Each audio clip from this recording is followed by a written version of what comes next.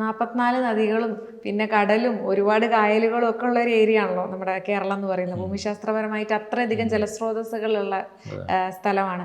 താങ്കളാണെങ്കിൽ ഇപ്പോൾ കിഫ്ബിയുടെ ഒരു വലിയൊരു പൊസിഷനിലും ഇരിക്കുന്നു. അത്തരത്തിൽ വെള്ളത്തിനടിയിലുള്ള എന്തെങ്കിലും പ്രൊജക്റ്റ് ആലോചനയിലുണ്ടോ? ഫോർട്ട് കൊച്ചിയിൽ ഇപ്പോൾ ബോട്ട് വഴിയാണ് ഇപ്പോൾ സർവീസ്, ഫെറി ബോട്ടിലാണ് ക്രോസ് ചെയ്യുന്നത്. കിഫ്ബി അതൊരു കോസ്റ്റൽ ഹൈവേ അതുവഴി പോകുന്നുണ്ട്. അപ്പോൾ കോസ്റ്റൽ ഹൈവേ ടച്ച് ചെയ്ത് കഴിഞ്ഞാൽ അത് ക്രോസ് ഇനി ഇപ്പോഴത്തെ പ്രപ്പോസൽ പ്രകാരം ഫെറി ബോട്ടിൽ തന്നെ ക്രോസ് ചെയ്യണം.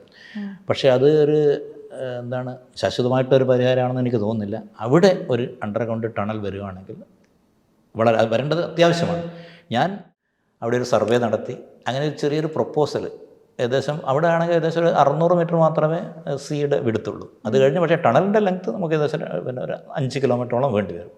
അപ്പോൾ അങ്ങനെ ഒരു ടണൽ ചെയ്യാം. ഇത് 2200-2300 കോടി രൂപ ഏകദേശം ചിലവാകും ഇന്നത്തെ കണക്ക് പ്രകാരം. ഞാനങ്ങനെ ഒരു പ്രപ്പോസൽ, ഒരു പ്രിലിമിനറി റിപ്പോർട്ട് ഗവൺമെൻറ്റിലേക്ക് സമർപ്പിച്ചിട്ടുണ്ട്.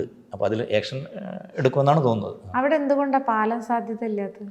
പാലത്തിന് അവിടെയുള്ള ചില എൻവറോൺമെൻറ്റൽ പ്രശ്നങ്ങളുണ്ട്.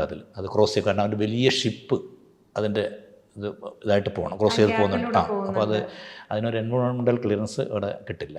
അപ്പോൾ നമുക്ക് അണ്ടർ വാട്ടർ ആണെങ്കിൽ ആ ഒരു പ്രശ്നമില്ല.